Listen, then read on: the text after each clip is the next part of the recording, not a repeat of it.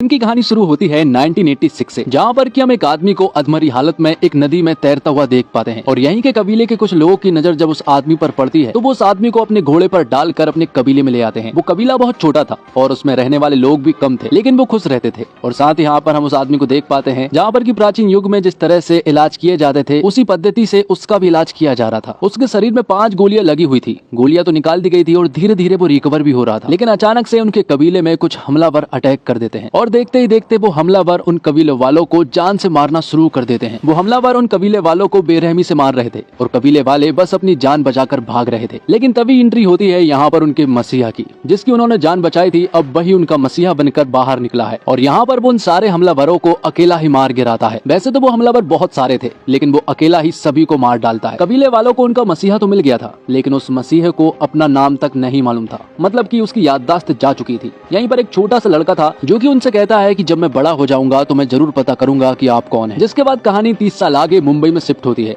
जहाँ पर कि हम एक मेट्रो ट्रेन को देख पाते हैं जिसमें कि 376 पैसेंजर थे। सभी लोग अपने किसी न किसी काम से जा रहे थे, लेकिन किसी को क्या मालूम कि ये मेट्रो ट्रेन तो बस हाईजैक होने वाली है। इस मेट्रो ट्रेन में भले ही 376 पैसेंजर थे, लेकिन इन पैसेंजरों में 6 लड़कियां ऐसी थी जो कि इस मेट्रो ट्रेन को हाईजैक कर लेती हैं। किसी ने सोचा भी नहीं था कि ये नॉर्मल से दिखने वाली 6 लड़कियां उन्हें बंधक बना लेगी। और यहीं पर इन 6 लड़कियों के चीफ को भी दिखाया जाता है जो कि मेट्रो ट्रेन के अगले स्टेशन पर इस मेट्रो ट्रेन का इंतजार कर रहा था। दरअसल में ये सारी प्लानिंग चीफ की ही होती है। ये 6 लड़कियां चीफ के अंडर में ही काम करती है और इस मेट्रो ट्रेन में जितने भी पैसेंजर थे उन पैसेंजरों में एक पैसेंजर पुलिस वाला था जो कि उनके ऊपर हमला करने की कोशिश करता है। तो चीफ उसे सबक सिखा देता है और उसे अपना गेटअप देकर उसे एक पोल से बांध देता है, जिसके बाद वो तुरंत ही कंट्रोल रूम में कॉल करता है और ऑफिसरों से नेगोशिएट करना शुरू करता है। तो नेगोशिएट करने के लिए जो ऑफिसर आती है उनका नाम नर्मदा होता है। तो चीफ उनसे कहता है कि आपको 5 मिनट के अंदर अपने रूम में एग्रीकल्चर मिनिस्टर को बुलाना होगा, क्योंकि मुझे सिर्फ उनसे ही बात करनी है और मैं उन्हीं को अपनी सारी डिमांड्स बताऊंगा। तो नर्मदा 5 मिनट के अंदर एग्रीकल्चर मिनिस्टर को अपने रूम में बुलाती है, जिसके बाद चीफ एग्रीकल्चर मिनिस्टर से नेगोशिएट करना शुरू करता है। चीफ उनसे कहता है कि मुझे 40,000 करोड़ चाहिए। ये सुनने के बाद एग्रीकल्चर मिनिस्टर कहता है कि इतना तो हम अरेंज नहीं कर पाएंगे,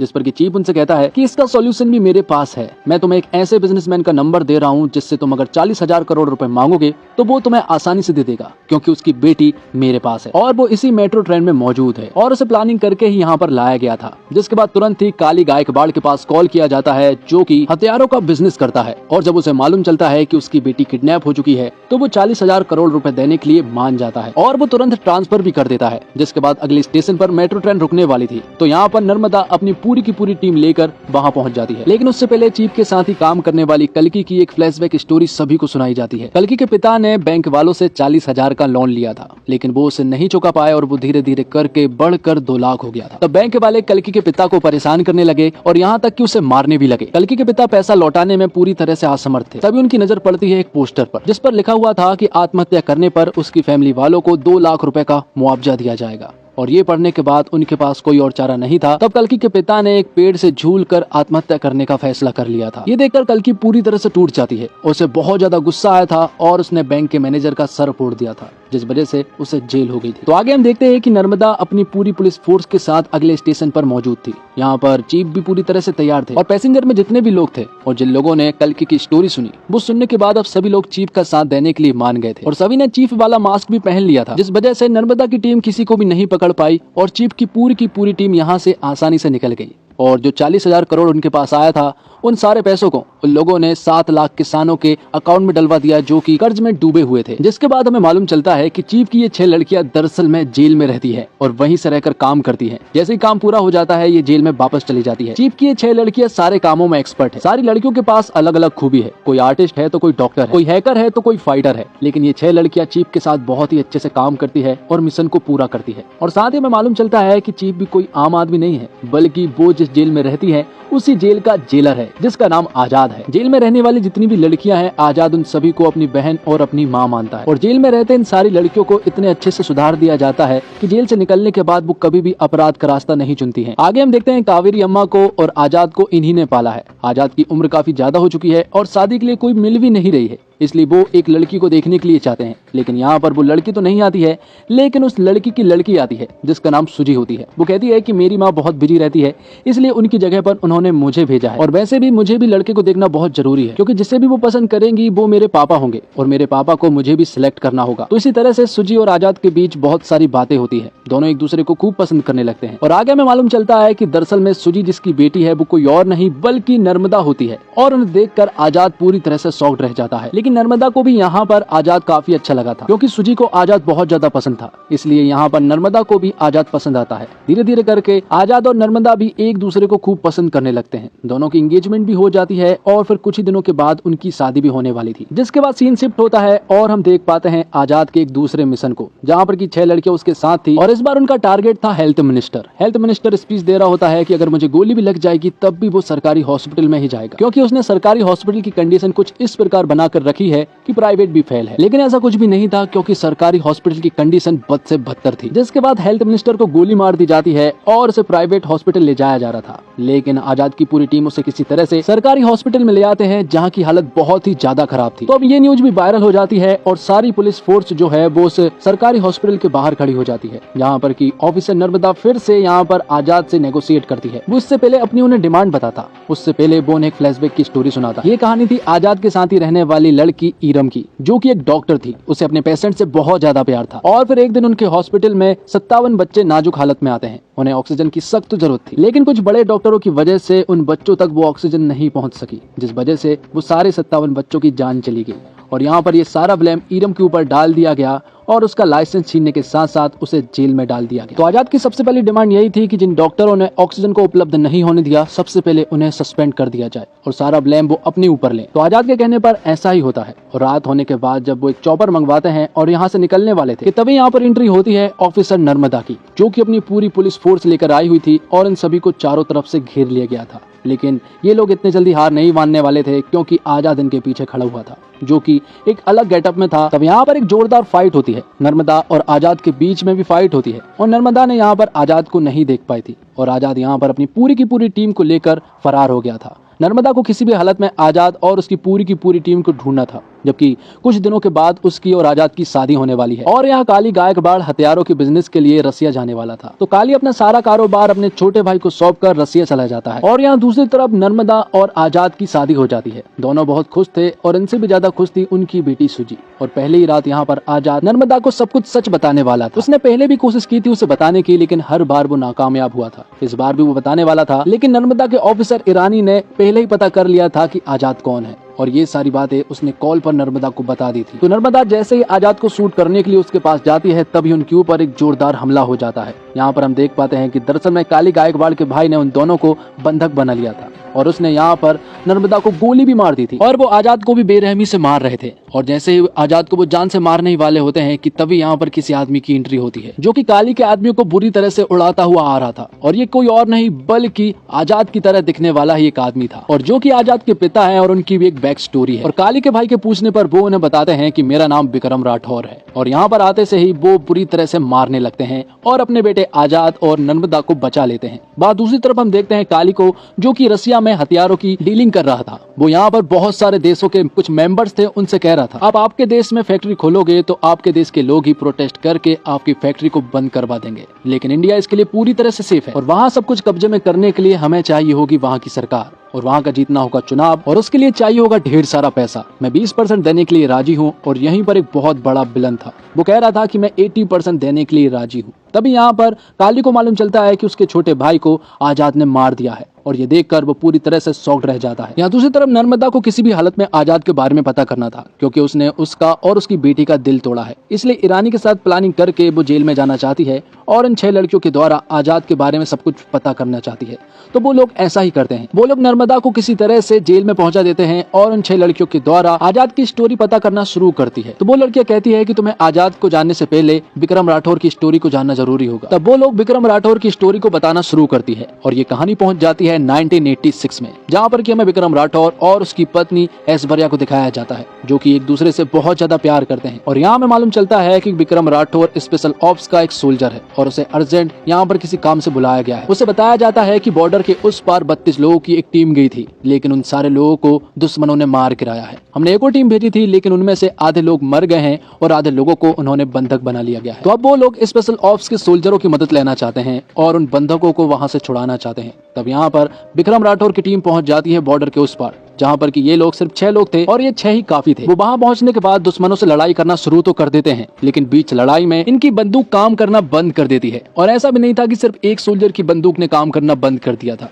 इन 6 ही सोल्जरों की बंदूक ने काम करना बंद कर दिया था। इसके बावजूद उन्होंने ये लड़ाई जीत ली थी और वहाँ के सारे बंधकों को बचा लिया था। तो आगे एक इंक्वायरी बैठती है, क्योंकि MI436 गन को काली गायकवाड़ आर्मी को देता है और उसी की वजह से जो दल बॉर्डर के पार गया था उन सभी की गन ने भी काम करना बंद कर दिया था और इसी वजह से वो सारे सोल्जर्स मारे गए थे। तो इस वजह से काली गायकवाड़ के साथ आर्मी ने काम करना बंद कर दिया था और उसकी सारी गन को सीज भी कर दिया गया था। लेकिन काली गायकवाड़ को ये बिल्कुल भी देखा नहीं गया और जब विक्रम राठौर और उसकी पत्नी ऐश्वर्या घर पर अकेले थे तो काली गायकवाड़ अपनी पूरी टीम को लेकर उनके ऊपर हमला कर दिया, जिस वजह से उसने काली गायकवाड़ को तो एरोप्लेन में ले जाकर उसे 5 गोलियां मार कर पानी में गिरा दिया था। सभी ने सोचा था कि वो मर गया था, जिसके बाद काली गायकवाड़ ने ऐश्वर्या को भी किसी तरह से फंसा दिया था। विक्रम राठौड़ को देश का गद्दार घोषित करवा दिया था और ऐश्वर्या को उसके साथ देने के जुर्म में उसे भी, जिस वजह से ऐश्वर्या को फांसी दी जाने वाली थी। और जब उसे फांसी दी जा रही थी तभी अचानक से ऐश्वर्या बेहोश हो जाती है और मालूम चलता है कि ऐश्वर्या दरअसल में प्रेग्नेंट है। और रूल ये कहता है कि प्रेग्नेंट औरतों को फांसी नहीं दी जाती है, जब तक कि उसका बच्चा 5 साल का नहीं हो जाता तब तक उसे फांसी नहीं दी जा सकती। तो ऐश्वर्या के बच्चे की वजह से उसे 5 साल और मिल गए थे। उसका बेटा हुआ जिसका नाम आजाद रखा गया। उसे जेल में बहुत ज्यादा प्यार मिला। जेल की औरतों ने आजाद को बेटे की तरह माना और उसे बहुत ज्यादा प्यार दिया। जैसे ही वो 5 साल का हुआ तो ऐश्वर्या को फांसी दे दी गई, जिसके बाद कहानी प्रेजेंट में आती है और हम उसी पुलिस वाले को देख पाते हैं जिसने की मेट्रो में हमला करने की कोशिश की थी। दरअसल में ये वही लड़का है जिसने की विक्रम राठौर से वादा किया था कि बड़ा होकर मैं ये जरूर पता करूंगा कि आप कौन है, और आज उसने पता कर लिया। और विक्रम राठौर की 6 लोगों की टीम भी उसने इकट्ठी कर ली थी, लेकिन विक्रम राठौर की अभी भी याददाश्त वापस नहीं आई थी। यहाँ पर आजाद अपने पिता से मिलता है और वो भी बहुत खुश होता है। विक्रम राठौर की याददाश्त तो जा चुकी थी, लेकिन उनके अंदर की सारी स्किल्स अभी भी मौजूद थी, जैसे कि फाइटिंग करना, स्विमिंग करना, कुकिंग करना, शूटिंग करना, सब कुछ मौजूद था। अब जेल में आजाद की उन 6 लड़कियों ने जब यहाँ पर नर्मदा को स्टोरी सुनाई तो नर्मदा की भी आंखें नम हो गई थी। वो यहाँ पर उनका साथ देने के लिए राजी तो हो गई थी, लेकिन यहाँ पर हम देख पाते हैं कि ईरानी की दरअसल में ये सारी चाल थी, क्योंकि ईरानी जो है वो यहाँ पर काली के लिए काम करता है और पल पल की न्यूज उससे देता था। तो ईरानी आजाद की उन 6 लड़कियों के साथ साथ यहाँ पर नर्मदा को भी मारने वाला था और साथ ही सुजी को भी, लेकिन वहां पर आजाद के पिता विक्रम राठौर सुजी को बचा लेते हैं और यहाँ दूसरी तरफ आजाद यहीं पर आकर इन सारी लड़कियों को भी बचा लेता है, क्योंकि ये जेल उसी का था, इसलिए यहाँ की सारी औरतों ने आजाद का साथ दिया और ईरानी को मार गिराया। लेकिन उससे पहले ईरानी ने इन 6 लड़कियों में से एक लड़की को गोली मार दी थी जिसका नाम लक्ष्मी था, और यहाँ पर काफी कोशिश की थी उसे बचाने की, लेकिन वो उसे नहीं बचा पाया। आगे हम देखते हैं कि आजाद एक प्लान बनाता है, क्योंकि काली गायकवाड़ का ढेर सारा पैसा कंटेनरों से भरकर आने वाला था। उसे किसी तरह से अपने कब्जे में करना था और काली गायकवाड़ को रोकना था, इसलिए वो पूरी की पूरी टीम को लेकर पहुंच जाता है और उनसे सामना करने लगता है। विक्रम राठौर की पूरी टीम को उसने कह दिया था कि आप दूर रहना क्योंकि हम संभाल लेंगे, लेकिन यहाँ पर सिचुएशन आउट ऑफ कंट्रोल हो रही थी। यहाँ पर आजाद की टीम उन लोगों को नहीं संभाल पा रही थी। तब यहाँ पर एंट्री होती है विक्रम राठौर की टीम की। विक्रम यहाँ पर आजाद से कहता है कि ये मिशन बहुत ज्यादा जरूरी है, तो इन लोगों को मैं और मेरी टीम संभाल लेंगे, तुम इस मिशन को संभालो। तो आजाद सारे कंटेनर लेकर चला जाता है और यहाँ दूसरी तरफ विक्रम राठौर की पूरी टीम उन्हें संभालने में लगी हुई थी, लेकिन वो नाकामयाब रहे और यहाँ पर काली गायकवाड़ के लोगों ने विक्रम राठौर की पूरी टीम को अपने कब्जे में कर लिया था।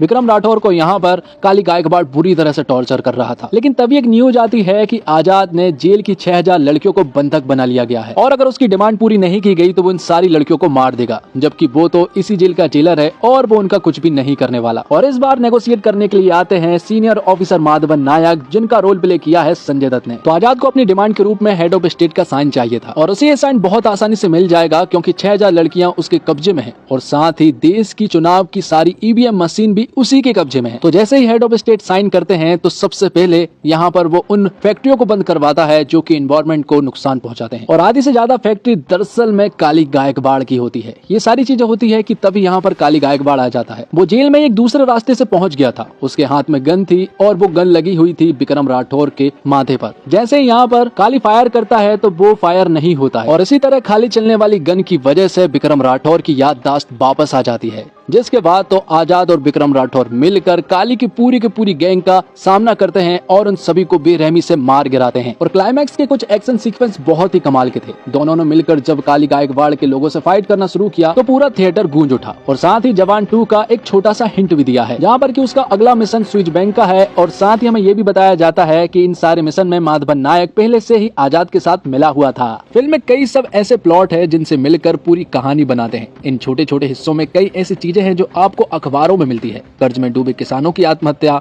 लोगों की हेल्थ से खिलवाड़, जिंदगियों और पर्यावरण को जहरीला बनाती इंडस्ट्रीज को बेधड़क काम करने की इजाजत। फिल्म की कहानी भ्रष्टाचार के उस लेवल को भी दिखाती है जहां खराब हथियार लिए सेना के जवान दुश्मनों के सामने जान गंवा देते हैं। नर्मदा के साथ साथ बाकी महिला किरदारों की कहानी उन्हें मजबूत दिखाने की बजाय उन्हें बहुत मजबूत बनाती है। और शाहरुख खान के किरदार को एटली ने अपने ट्रेडमार्क स्टाइल में स्क्रीन पर बहुत ग्रैंड प्रेजेंस दी है। अनिरुद्ध के जानदार म्यूजिक के साथ इन किरदारों को वो एलिवेशन मिलता है जो हीरो की रियलिटी से नहीं, सिनेमा स्क्रीन से भी बड़ा बना देता है। और शाहरुख खान के एक्शन सीन पूरी फिल्म में शुरू से अंत तक हर थोड़ी थोड़ी देर में आपको मिलते रहते हैं। फिल्म की शुरुआत में ही 10 मिनट का एक सीक्वेंस है जिसमें कहानी का हीरो ऐसे ट्रीट किया गया है जैसे कि वो सुपर हीरो हो, जबकि एक्शन करते हुए वो अपने फाइटर वाले स्किल्स जिस तरह से डेवलप करता है वो उसे सुपर ह्यूमन बनाते हैं।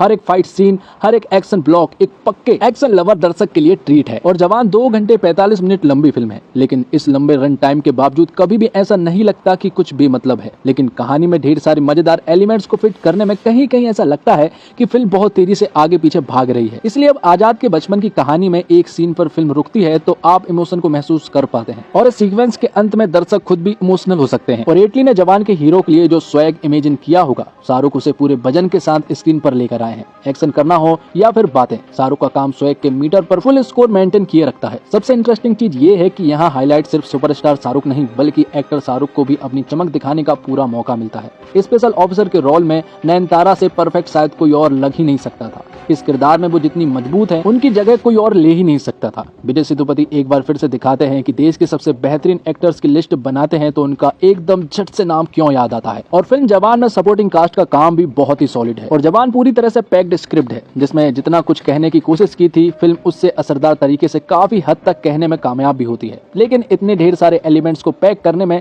थोड़ी सी ज्यादा भरी हुई भी लगती है। हालांकि इसमें कोई शक नहीं है कि शाहरुख खान के बेस्ट सिनेमैटिक मूवमेंट्स लेकर आई है और लड़कियों और महिलाओं में शाहरुख खान बेहद लोकप्रिय हैं। इसलिए शाहरुख खान की गैंग का हिस्सा लड़कियों को बनाकर एटली ने फिल्म की अपील को बढ़ाया है। शाहरुख खान के एक पावरफुल सीन भी है जिसमें वो कहते हैं कि आप एक पेन खरीदते समय कई तरह के सवाल करते हैं तो वोट देते समय उम्मीदवार से भी पूछिए कि वो हमारे लिए क्या क्या कर सकता है, तभी उसे वोट दीजिए। और निर्देशक के रूप में एटली इसलिए प्रभावित करते हैं कि दर्शकों को वे ज्यादा सोचने का समय नहीं देते, तेजी से वे अपनी बात कहते हुए आगे बढ़ते जाते हैं। सामान्य दृश्यों को भी उन्होंने लार्जर स्केल दिखाया है, लेकिन ये सीन इतने इंटरेस्टिंग है कि एटली द्वारा जरूरत से ज्यादा सिनेमेटिक लिबर्टी लेने वाली बात पीछे छूट जाती है। और दक्षिण फिल्म मेकर मसाला फिल्म बनाने में क्यों आगे है ये एटली के काम में नजर आता है। उन्होंने समय समय पर इमोशन पैदा किया है, ठीक जगह गाने रखे और फिल्म एक्शन पर सवार है, लेकिन एटली मास मूवमेंट्स क्रिएट करने में भी सफल रहे हैं। और इंटरवल के बाद फिल्म का ग्राफ कुछ मिनटों के लिए नीचे आता है, लेकिन गाड़ी को पटरी पर आने में ज्यादा देर नहीं लगती। शाहरुख खान फुल फॉर्म में नजर आए हैं, उनके अलग अलग लुक्स, एटीट्यूड, डायलॉग डिलीवरी उनके स्टारडम को उभारते हैं। शाहरुख के सारे प्लस पॉइंट को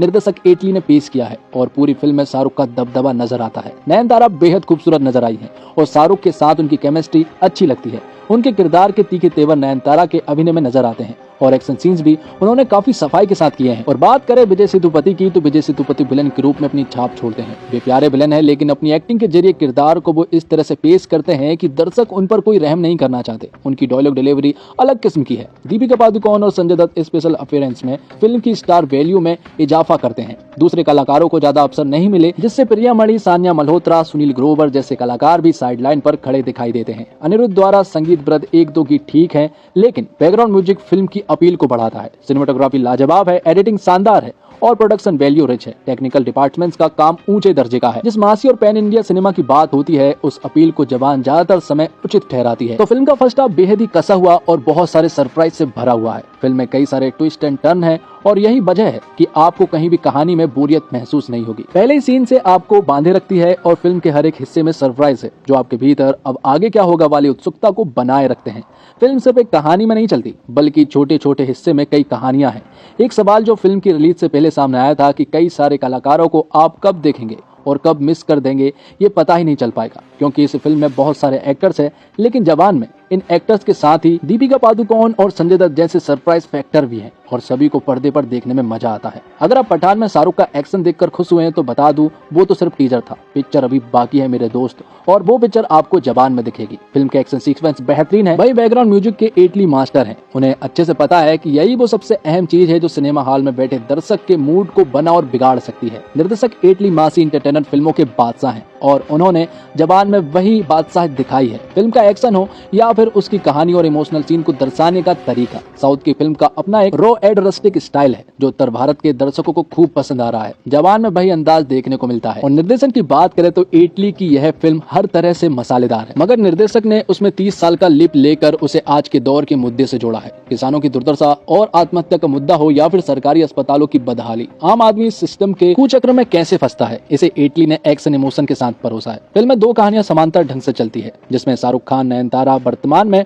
और शाहरुख दीपिका अतीत में। हालांकि इटली की फिल्म में कई टर्न और ट्विस्ट हैं, इंटरवल का पॉइंट भी दिलचस्प है, मगर कई जगह पर निर्देशक सिनेमैटिक लिबर्टी लेने से नहीं चुके। कहीं कहीं पर फिल्म मेलोड्रामिक भी होती है, मगर किरदार उसे निभा ले जाते हैं। किसान का बेबस होकर फांसी लगाने का दृश्य हृदय बेदारक है। रोंगटे खड़े कर देने वाले दृश्य में देश दुनिया से एक साथ आए 6 एक्शन निर्देशकों का जलवा साफ मालूम पड़ता है। और इटली द्वारा लिखित पटकथा आकर्षक और मनोरंजक है। हाँ, फिल्म का रन टाइम लंबा 2 घंटा 45 मिनट है। बेटे को हाथ लगाने से पहले बाप से बात कर मच्छर मारने की 5 घंटे चलने वाली क्वाइल के बारे में आप इतनी पूछताछ करते हैं, मगर 5 साल चलने वाली सरकार से कोई नहीं पूछताछ करता। जैसे सुमित अरोड़ा के लिखे संवाद सीटी मार साबित होते हैं। और प्री क्लाइमेक्स जनता को सही सरकार चुनने के संदेश के साथ आगे बढ़ता है और क्लाइमेक्स गाने के साथ, और अंत में सीक्वल का इशारा भी मिलता है। संगीत की बात की जाए तो जिंदा बंदा चलिया जैसे गाने भी चार्ट बस्टर हो चुके हैं। और एडवांस बुकिंग की सुनामी ही नहीं बल्कि ऑडियंस के रिएक्शन भी बता रहे हैं कि ये हर तरह से शाहरुख खान की फिल्म है। पिता पुत्र के डबल रोल में से एसआर की पूरी फिल्म में छाए हुए हैं। शाहरुख खान एक समर्थक अभिनेता तो है ही, मगर इस बार उनके लुक्स, कॉस्ट्यूम और बॉडी लैंग्वेज के भी कई अंदाज है जिन्हें वे कमाल ढंग से निभाते हैं और दर्शकों को मंत्रमुग्ध करते चले जाते हैं। एक्शन दृश्यों में उनकी फ्लेक्सिबिलिटी देखने योग्य है। हाईजैक वाला उनका बोल्ड लुक और पाउडर झाड़ने वाला उनका स्टाइल पहले से ही चर्चा का विषय बना हुआ है। शिकार के साथ उनका भूरे बाल वाला ओल्डर वर्जन बहुत वजनदार है। और जवान को अगर किंग खान का अब तक का सबसे बेस्ट अवतार कहा जाए तो गलत नहीं होगा। और एक्शन हीरोइन के रूप में नयनतारा पूरी चपलता और स्वैग के साथ प्रस्तुत होती है। हालांकि शाहरुख संग केमिस्ट्री के मामले में दीपिका पादुकोण बाजी मार ले जाती है। विलन काली के रूप में विजय सेतुपति जितने निर्मम और खूंखार नजर आते हैं, उतने ही फनी भी लगते हैं। ये लगातार विलन और हीरो की लड़ाई को जारी रखते हैं। और स्पेशल अपीयरेंस में ऐश्वर्या की भूमिका में दीपिका पादुकोण फिल्म में 4 चांद लगा देती है। वहीं सान्या मल्होत्रा और प्रियामणि अपनी छोटी छोटी भूमिकाओं में भी छाप छोड़ने में कामयाब रहती है। एजाज खान, सुनील ग्रोवर, रिद्धि डोंगरा जमे हैं। गर्ल गैंग के रूप में सपोर्टिंग कास्ट भी अच्छा है। और शाहरुख खान ने इस साल की शुरुआत पठान से ऐसी की कि बॉक्स ऑफिस पर तबाही मचा दी। लगभग आधा साल बीत जाने के बाद शाहरुख अब जवान बनकर लौटे हैं। पठान की सफलता पर कई लोगों ने कहा कि स्टार पावर चल रहा है, लेकिन कहते हैं ना काट की हांडी बार बार नहीं चढ़ती। और बेहद इंटेलिजेंट एक्टर माने जाने वाले शाहरुख ने जवान के जरिए ये साबित कर दिया कि उन्हें मास इंटरटेनर चुनना आता है। अपनी इस साल की दूसरी रिलीज के जरिए शाहरुख एक ऐसी फिल्म लेकर आए हैं जो सही मायने में जनता की मसाला इंटरटेनर है। शाहरुख खान, नयनतारा और विजय सेतुपति स्टारर इस फिल्म के जरिए साउथ की निर्देशक इटली ने एक बढ़िया फिल्म सामने परोसी है, जिसमें सबको सिर्फ शाहरुख खान के कंधों पर नहीं बल्कि फिल्म का करिश्मा भी आपको खूब देखने को मिलेगा। तो दोस्तों, इसी के साथ ये फिल्म यहीं पर खत्म होती है और ये एक्सप्लेनेशन भी यहीं पर खत्म होता है। उम्मीद करता हूँ आपको वीडियो पसंद आई होगी। वीडियो पसंद आई हो तो वीडियो को लाइक जरूर कीजिएगा और इसी तरह के वीडियो